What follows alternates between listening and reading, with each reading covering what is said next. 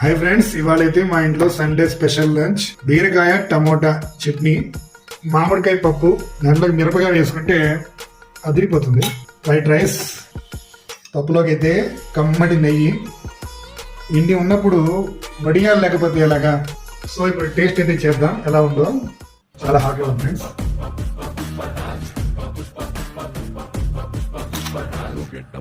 పప్పులో వేసిన ఈ మిరపకాయ అయితే చాలా టేస్టీగా ఉంటుంది. లెట్స్ ట్రై మామిడికాయ పప్పు.